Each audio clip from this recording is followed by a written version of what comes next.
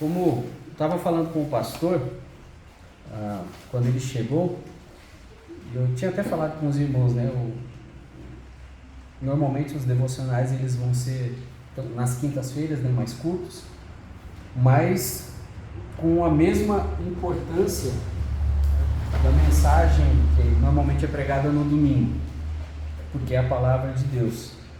Só que eu tenho tentado trazer exatamente o que o texto tem nos falado, né, aquilo que eu tenho estudado, e Deus tem abençoado ricamente esse estudo. Pelo menos para mim tem sido uma grande bênção estudar esse livro da carta aos Colossenses. Abram suas Bíblias, Colossenses capítulo 3. Colossenses capítulo 3.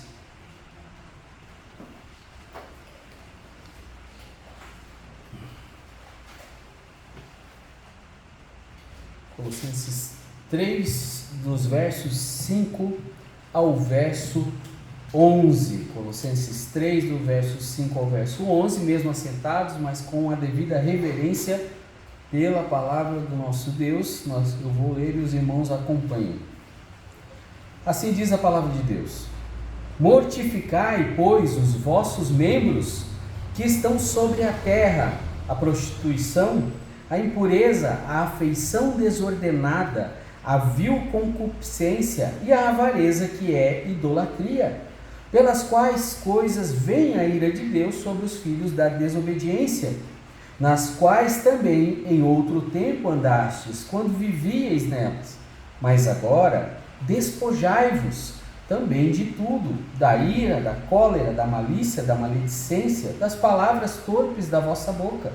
Não mintais uns aos outros, pois que já vos despistes do velho homem com os seus feitos, e vos vestistes de novo, que se renova para o conhecimento do novo, que se renova para o conhecimento segundo a imagem daquele que o criou, onde não há grego nem judeu, circuncisão nem incircuncisão, bárbaro, cita, servo ou livre, mas Cristo é tudo em todos. Vamos orar. Senhor, obrigado pela tua palavra. Ajuda-nos, Senhor, a não somente compreendê-la, mas a aplicá-la nas nossas vidas, no nosso dia a dia. Aquilo que nós já vencemos, que possamos continuar firmes no Senhor. As coisas que ainda estamos lutando com a nossa velha natureza, que o Senhor nos dê força, que o Espírito Santo nos capacite através desse processo que é a santificação. Obrigado, Pai, pela Tua palavra, obrigado por tudo que o Senhor tem feito em nossas vidas, inclusive pelas dificuldades, porque é através delas que o Senhor molda o nosso caráter, é através das lutas e das dificuldades que o Senhor nos faz crescer espiritualmente. Abençoa-nos, eu te peço, me ajuda a transmitir a Tua palavra como ela deve ser transmitida. Em nome de Cristo Jesus, nosso Senhor e Salvador, que eu oro. Amém. Amém. O título: Santo Aprimoramento. Santo aprimoramento. Conforme eu falei na mensagem anterior, nesse livro, nessa carta aos Colossenses, Paulo, ele começa com a parte mais teológica, lá no capítulo 1, capítulo 2, onde ele vai tratar de inúmeras coisas, mas principalmente vai tratar sobre a supremacia de Cristo, sobre Cristo estar acima de tudo, acima de todos. Ele é o cabeça e ele é quem deve governar toda a nossa vida e a igreja. E era muito atacado pelos falsos mestres, né? Eles estavam entrando nas igrejas, no caso ali em Colossos, e disseminando certos ensinos errados. E na primeira parte deste capítulo 3, Paulo orientou os crentes de Colossos sobre a importância deles manterem o foco das suas vidas no céu.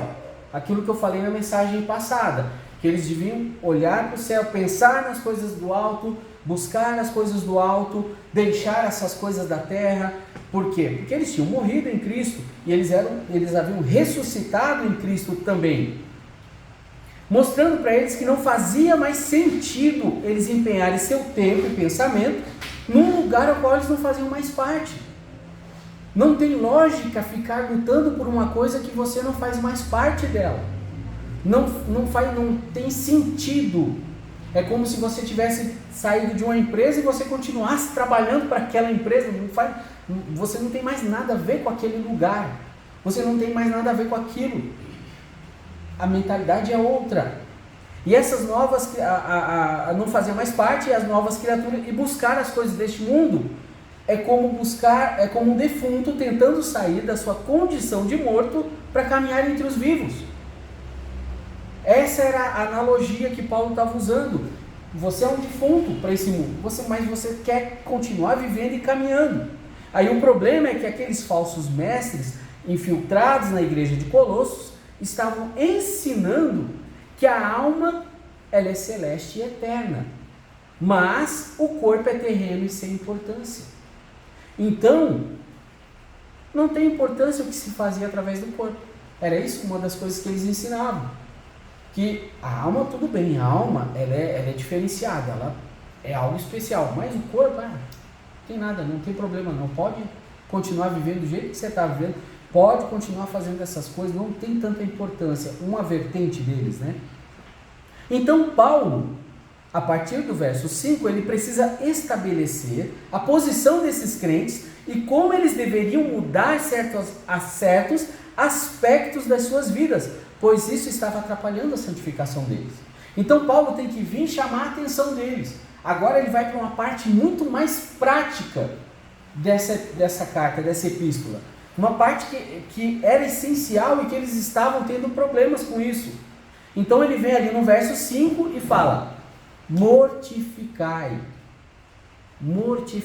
ou fazei morrer os vossos membros que estão sobre a terra, ou seja, o seu corpo físico, não é só alma e espírito, é o seu corpo, mortificai ele. A palavra ali, ela tem a ideia de assassinar, matar mesmo, assassinar. Em Curitiba, tem já ouviram falar da aranha marrom?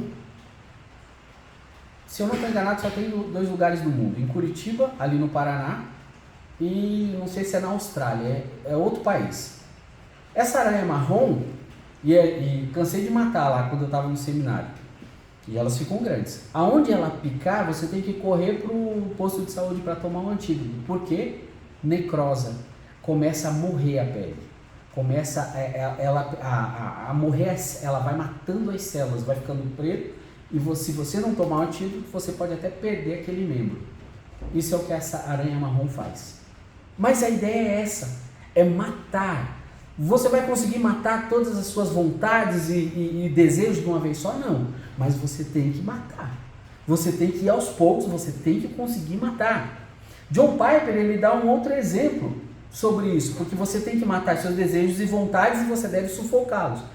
Ele dá um exemplo de um soldado na guerra. Um soldado na guerra, ele anda despretensioso, como se o inimigo não estivesse ali pronto para matar ele? Um soldado não. Um soldado, o que ele faz? Ele está sempre alerta. Ele viu o inimigo, o que ele faz? Mata. Ele não pensa 2 vezes, ele atira e mata. Para quem tem experiência, para quem viu isso, viu coisas de guerra próximo de si, é uma realidade muito mais próxima dos americanos por conta do Iraque e outras guerras que eles se envolveram, que o país, os Estados Unidos se envolveu, mas é algo muito claro para alguns e para nós que a gente sempre foi tranquilo aqui, a gente não entende tanto isso. Mas um soldado está sempre alerta e ele viu um trem se mexeu e pá, ele atira.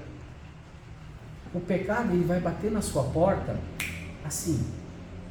Principalmente essa primeira parte que a gente vai tratar aqui, ele vem e bate na sua... Você tem que estar atento para lutar contra ele, para acabar com ele.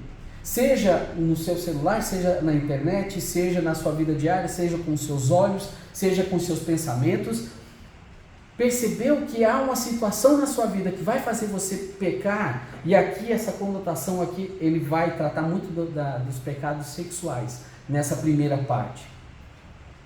Não pode dar brecha, não pode dar um centímetro de espaço para o pecado, porque se você deixar, a sua carne vai fazer com que você vai cair, você vai pecar, se você der 1 centímetro só.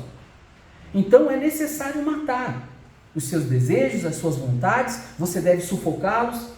São pecados que não devem fazer mais parte da vida do crente, nem esporadicamente. Ali no verso, ainda no verso 5,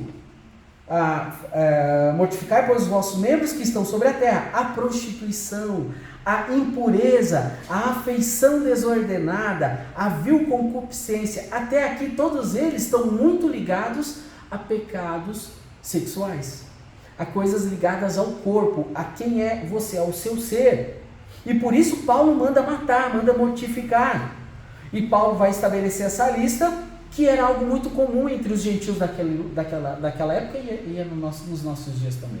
Se você olhar para a nossa sociedade, como você vê a nossa sociedade? Essas coisas que eu mencionei aqui, que inclusive ele vai dar eu busquei ali a ideia de cada uma dessas palavras, porque às vezes parece que está falando da mesma coisa. Por exemplo, a prostituição e a impureza, tudo isso não é a mesma coisa? A afeição desordenada, viu? Não é difícil às vezes para compreender certa... Parece que está falando da mesma coisa, mas não está. Prostituição, aqui está falando nessa primeira palavra de relações sexuais ilícitas, adultério, fornicação, homossexualidade. Pecados que a gente vê que é muito banalizado nos nossos dias. Está muito comum. Na minha Bíblia é fornicação em vez de prostituição.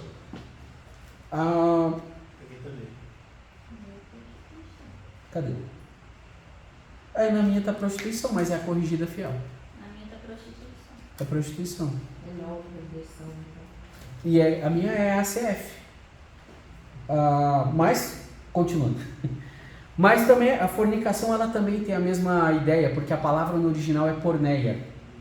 A palavra no original é porneia, que tem a mesma, ela abarca um grande número de pecados sexuais, inclusive aqueles, por exemplo, lá é a mesma ideia lá da lei, quando fala sobre relações com parentes, relações sexuais com animais. É a mesma palavra, é a mesma ideia. Aí você olha para o nosso... É algo muito comum nos nossos dias. Sim, exatamente. É algo que está impregnado. E se a gente dá 1 milímetro, por exemplo, eu vejo, eu não só leio, eu estudo muito através de aulas. Só que muitas vezes você está ali, por exemplo, no YouTube, de repente aparece uma sugestão lá. Com outra coisa que não tem nada a ver com o que você está estudando. Aparece às vezes a propaganda de algo que é totalmente nojento. Mas se eu não estou ali empenhado em mortificar, em matar a minha velha natureza, o que vai acontecer? Eu posso ser, eu estou generalizando, não eu mesmo. Mas eu me coloco no meio disso. Nós, principalmente os homens, tem que se colocar nessa situação. Qualquer milímetro que você der nisso, parar um pouquinho ali para olhar aquela propaganda, é uma oportunidade para cair no pecado. É uma oportunidade para sucumbir. Por isso Paulo fala, matai, mortificai. Então aqui essa primeira palavra, prostituição, ela está falando de relações sexuais ilícitas. Então quando algum homossexual diz, não, mas a Bíblia não é contra, ela é contra. Porque é a mesma palavra quando fala sobre relações entre pessoas do mesmo sexo, tanto no Antigo Testamento quanto no Novo Testamento. A segunda palavra ali, impureza, também está tratando de desejos sexuais, mas também de uma vida devassa, de luxúria. A terceira, eu não vou me demorar demais cada palavra. A terceira palavra ali, afeição desordenada, ela está falando de uma paixão incontrolável, é uma paixão vil que você não consegue controlar, ela domina você. Você quer até resistir àquele pecado, mas você não resiste. Sabe aquelas pessoas que têm problema com pornografia? Essa enquadra aqui. Ela não resiste, ela não quer, mas ela acaba indo lá e vai. Nos nossos dias é muito fácil. Quando eu era adolescente, não tinha essa facilidade toda. Mas hoje é complicado isso. É uma situação muito complicada. Então a gente tem que tomar muito cuidado com isso. Depois, viu, concupiscência, aqui é um desejo maligno, é desejar algo proibido, também é luxúria, também enquadra dentro de depravação, mas essa palavra está muito ligada aquele sentimento que Satanás teve de subir aos céus e sentar no trono de Deus. A ideia é a mesma, é desejar algo que não é para você. Também está relacionado a pecados sexuais, mas está muito ligado a adultério, a pessoas que cobiçam outra, mesmo sabendo que ela é casada, mesmo sabendo que ela é comprometida, está muito ligado a isso. Avareza também é cobiça, desejo de ter mais, desejar o que é dos outros. Essa lista, e por último, idolatria. A palavra aqui, idolatria, ela está envolvendo tudo que foi mencionado acima, mais a adoração a um falso Deus, no caso, Mamon. Tudo isso que eu falei, ele está envolvido dentro do ser humano. É algo que você pode até camuflar, que as pessoas não vão ver, que as pessoas não vão conseguir ver. Só você e Deus vão saber se você tem lutas nessas áreas. Eu não tenho como saber, a não ser que uma pessoa que tem problemas nessas áreas, ela só vai ser descoberta se alguém pegar no flagra. Se ninguém pegar no flagra, é só ela e Deus que vai saber. É algo que você pode ocultar. E essa primeira lista, ela está tratando disso, do ser em si, quem nós somos. E aí Paulo ele vai falar sobre essa lista que reflete um homem natural. Aí no verso 6 ele fala, Paulo manda mortificar, por que ele manda mortificar? Olha lá o verso 6. Pelas quais vem a ira de Deus sobre os filhos da desobediência. Você já ouviu alguém perguntar assim, por que acontecem coisas ruins no mundo? Por que Deus permite que deixe acontecer certas coisas? Por que Deus permitiu doenças como a AIDS?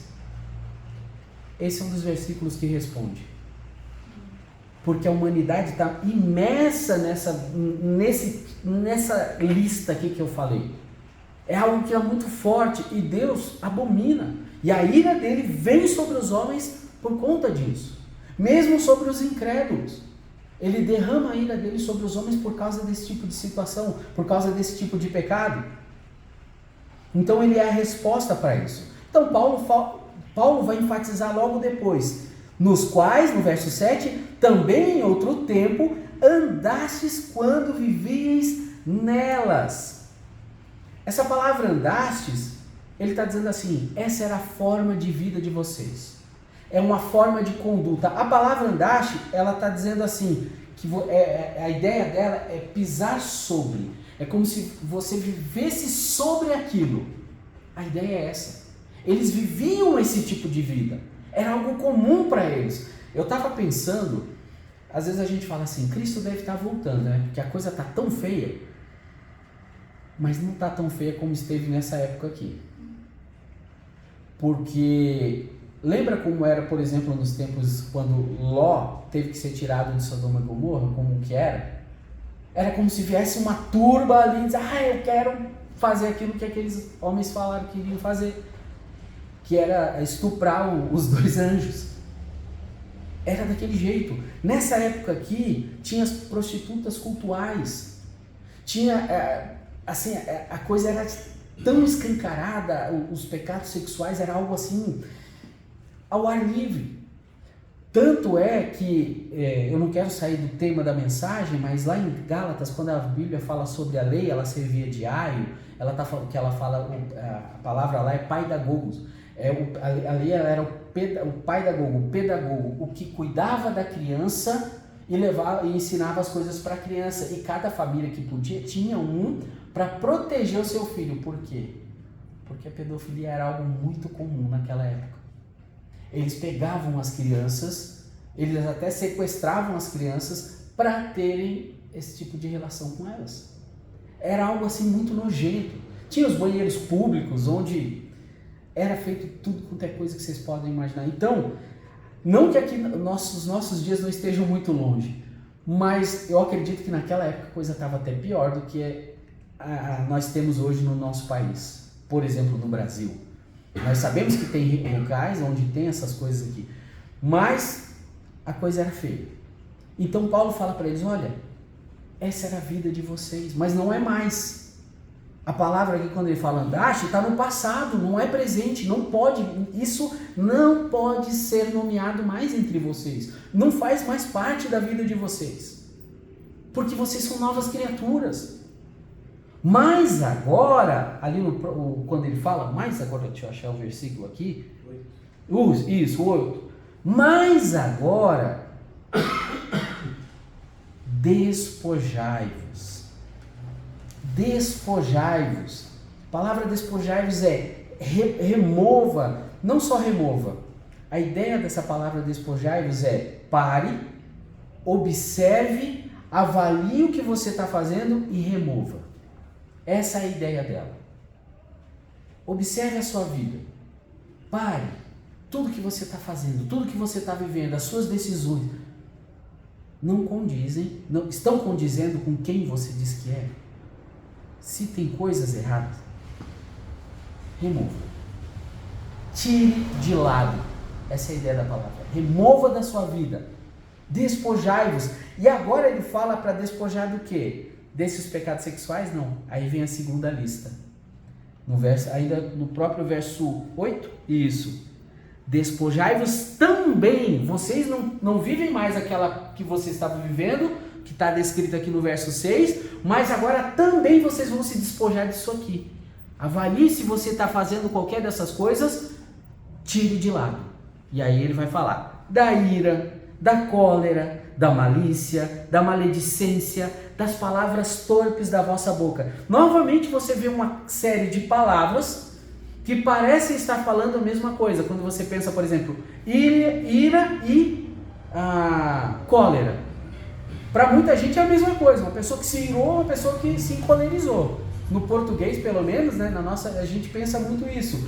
Aqui a ira é algo constante, é um mau humor constante, é algo do caráter, essa palavra ira. É uma disposição natural de ser nervoso, irritado, pavio curto o tempo inteiro, sabe? Tipo aquela pessoa, sabe o zangado dos 7 anões? É mais ou menos o zangado dos 7 anões, é o tempo todo bravo. Essa é a ideia de ira. Quando você vai para cólera, a palavra cólera aqui, ela está falando daquela raiva imediata, que a pessoa explode e depois acalma. Eu trabalhei com um senhor que ele era assim, se você fazia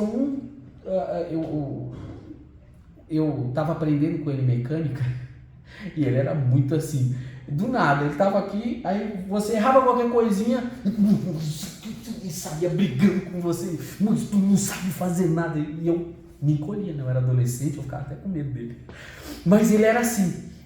Essa é a palavra, é aquela ira que explode, mas depois passa. O problema é que ela às vezes vai causar algum estrago, porque dependendo de como acontecer, não deve acontecer, mas quando acontece, isso pode trazer consequências. Por exemplo, uma briga de trânsito. Se você é uma pessoa que tem essa cólera, que até você passa a raiva, mas passa, o que vai acontecer? Naquela hora você fica nervoso, mas depois você se arrepende. Aconteceu isso em Brasília, quando eu morava lá. O cara que era Uber, ele discutiu com o passageiro. E o passageiro queria entrar com uma garrafa de bebida no carro, entrou, ele disse, não sai, eu não vou cancelar a corrida, e o cara saiu. Mas quando o cara saiu, o cara bateu com a garrafa no carro dele. Ele subiu essa cólera, essa ira, ele saiu não, ele esperou o cara passar por trás e deu ré e esmagou o cara, matou o cara. Isso perto da delegacia. Ele se arrependeu na hora, saiu, foi e se entregou. Ele viu o erro que ele... Percebe? É aquela coisa imediata, é aquela coisa que a gente tem que cuidar com isso. Porque infelizmente é algo que está em nós. Tem pessoas que têm menos, tem pessoas que têm mais, mas todo mundo tem rompantes, todo mundo tem momentos que a gente fica bravo mesmo. Fica nervoso. Então, é algo que a gente tem que trabalhar. Às vezes, eu tenho que me controlar. Por quê? Porque eu tenho isso também. E eu oro para não fazer, porque já aconteceu de eu brigar e ter que pedir perdão para Chloe, para Nicole. Eu chego, filha, perdoa, papai. Ela explica, aí eu, filha, me perdoa. Eu achei que você... E aí eu fiquei nervoso e briguei. Eu tive que pedir perdão para elas.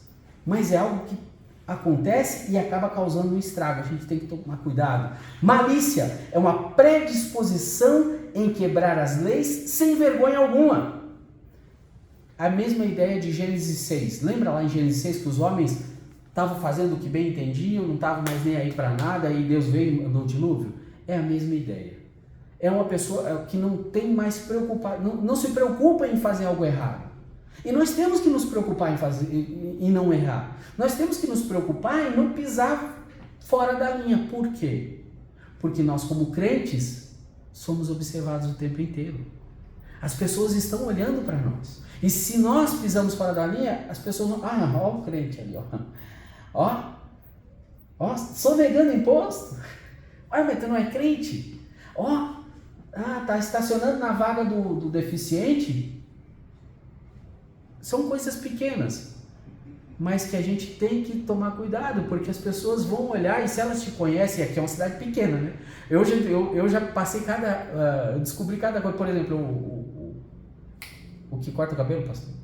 Ronaldo. Eu fui lá cortar o cabelo, tô falando, não, pastor Bill. Conhece o pastor Bill? Conhece, eu corto o cabelo dele também. E eu não sabia, o pastor Bill não indicou. Porque primeiro eu cortei aqui, eu fui descobrir um barbeiro, depois eu descobri outro. E já em outros lugares já descobri que o pastor Bill é mais conhecido, porque ele está há muitos anos aqui.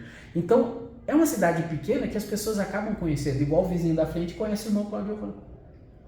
Então, se a gente faz alguma coisa, olha, já aponta o dedo. A gente não pode. A gente tem que entender que nós não podemos quebrar as leis. A gente tem que seguir as leis. A gente tem que obedecer.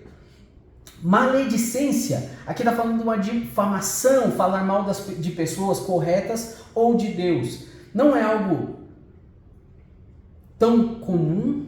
Já foi mais comum com o advento da internet. Talvez diminua um pouco, porque antigamente os crentes eram famosos de ficar cuidando um da vida do outro e às vezes ficar falando mal das pessoas, né? Infelizmente era uma fama das senhoras, principalmente, né? Das mulheres, que as mulheres, aquela crente lá que fica na janela cuidando de todo mundo. Não é mais assim, porque hoje em dia fica no celular, né? Mas ainda assim tem que tomar cuidado para não falar mal pelo celular das pessoas. A gente tem que controlar a nossa língua e não difamar ninguém, não falar mal de ninguém, né? Mas aqui também está tratando de Deus.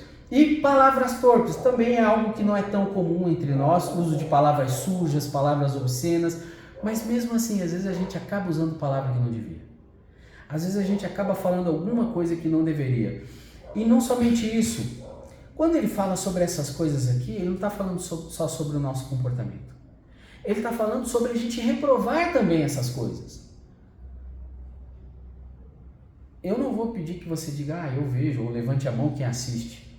Mas, às vezes, tem pessoas que não têm problema, por exemplo, de assistir certos comediantes que estão lá falando palavrão, fazendo piada com crente, fazendo piada com Deus, e zombando de Deus ou das coisas de Deus, e não se incomoda com isso. A gente tem que se incomodar com isso. A gente tem que, tirar essas coisas do nosso meio, porque isso contamina. Aquilo que a gente enche o nosso coração é aquilo que a gente vai pôr para fora depois. Se eu encho o meu coração com a palavra de Deus, se eu encho o meu coração com as coisas de Deus, eu vou pôr para fora coisas de Deus. Uma das coisas que eu sei que Deus usou para tirar os palavrões da minha boca quando eu me converti, um tempo depois eu comecei a fazer cursos bíblicos. E a imersão foi tão grande dentro da palavra de Deus que aquilo foi, foi um detox, foi tirando de mim essas coisas, porque eu falava muito palavrão quando era mais novo, quando era jovem, novo convertido. Eu lutava com isso. Então a gente precisa, até para tirar essas coisas do nosso meio e preencher com as coisas de Deus, com as coisas lá do alto que ele fala no início do capítulo. E ali no verso 9 ele fala, não mintais uns aos outros, não mintais, pois que já vos despistes do velho homem com os seus feitos. Ali é outra coisa muito interessante. E se vos despistes, vocês já se esvaziaram de si mesmos. Vocês se esvaziaram, vocês não têm que voltar para essas coisas. Vocês tiraram isso da vida de vocês. E a ideia também é de uma mortalha. Abra sua Bíblia em João, capítulo 11. Abra sua Bíblia em João, capítulo 11. Lembra quando, isso não está descrito em João 11, isso vocês vão abrir, João 11, mas lembra quando Cristo foi colocado no sepulcro? Lembra que ele deixou panos lá dentro do sepulcro? Aqueles panos que envolveram ele era a mortalha. Aqueles panos. Agora olha, João capítulo 11, versos 42 a 44. Eu bem sei que sempre me ouves. Aqui está falando da ressurreição, quando Jesus ressuscita, né, Lázaro? Eu bem sei que sempre me ouves, mas eu disse isto por causa da multidão que está em redor, para que creiam que tu me enviaste. E, tendo dito isto, clamou com grande voz: Lázaro, sai para fora. E o defunto saiu, tendo as mãos e os pés ligados com faixas, e o seu rosto envolto num lençol. Disse-lhe Jesus: desligai-o e deixai-o ir. Ali é tirar, desligai-o, é tirar essas roupas, tirar essas coisas. É a mesma coisa.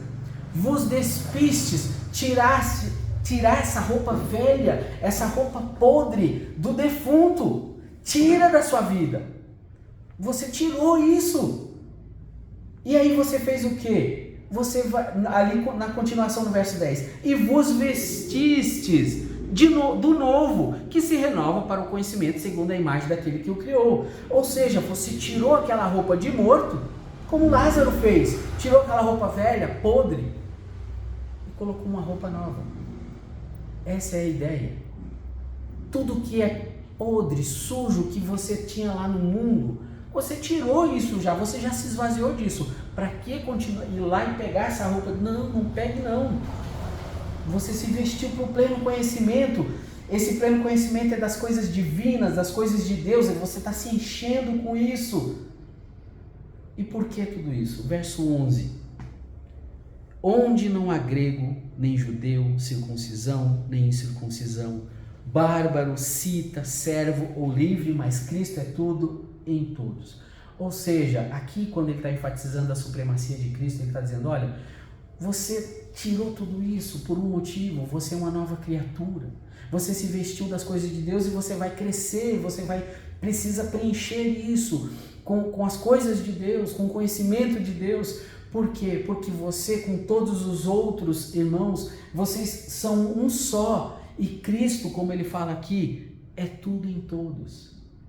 E quando ele fala, aqui parece muito simples de entender para nós, nos nossos dias atuais, quando ele fala, não há grego, nem judeu, nem circuncisão, nem incircuncisão, bárbaro, cita, servo, livre. Irmãos, isso aqui são duas classes completamente diferentes.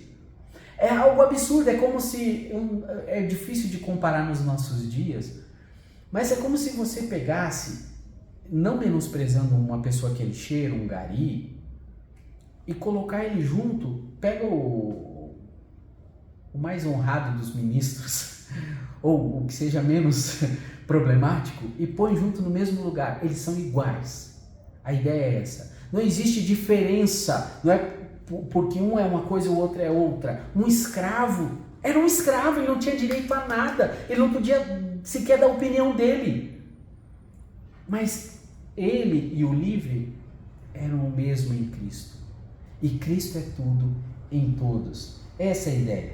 Concluindo, a santificação é um processo na vida pelo qual todo salvo passa, todos nós. A pergunta que eu faço é, você tem buscado facilitar esse processo de santificação na sua vida? Ou tem sido necessário a mão do oleiro quebrando o vaso, quebrando você para que a santificação possa acontecer na sua vida? O que tem sido? Qual dessas duas tem sido? Que nós possamos desenvolver a nossa salvação como Paulo fala no capítulo 2 de Filipenses. E que possamos mortificar o nosso velho homem. Amém? Vamos orar. Senhor, obrigado pela Tua palavra. Obrigado porque nós fomos lavados, fomos remidos, fomos redimidos pelo Senhor. Infelizmente, nós ainda estamos aqui nesse corpo, mas o Senhor nos capacita a não voltar às velhas práticas, a não voltar ao pecado, a não fazer coisas erradas. O Senhor nos capacita a viver para a Tua honra e para a Tua glória. Ajuda-nos, Senhor, Ajuda-nos com nossas lutas e dificuldades e abençoa cada um que está aqui nessa noite. Abençoa também aqueles que possivelmente venham a ver essa mensagem. Te louvo e agradeço por tudo, em nome de Jesus. Amém. Irmão Cordovão? Pode ir. Por gentileza, viu?